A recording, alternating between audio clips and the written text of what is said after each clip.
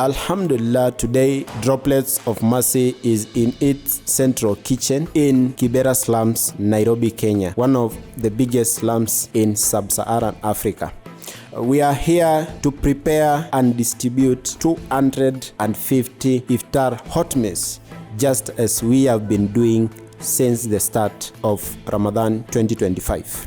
Being a slum and the biggest in Kenya, Kibera has 99% of the people living in it being very vulnerable, and they are unable to access at least a meal for a day. And this being Ramadan time, the Muslims living in this area receive a lot of challenges to afford a meal to break their fast. Alhamdulillah, courtesy of Droplets of Mercy, we have been able to feed 250 fasting Muslims with at least a healthy meal to break their fast every day.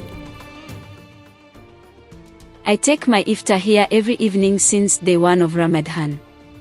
This program has helped me and many people that I know. May Allah bless Droplets of Mercy.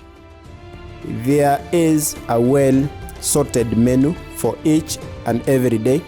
And today being the 12th day of Ramadan, the menu is chicken biryani, which the beneficiaries are very happy to receive this meal today. Inshallah, we are going to distribute these 250 beneficiaries for the entire month of Ramadan.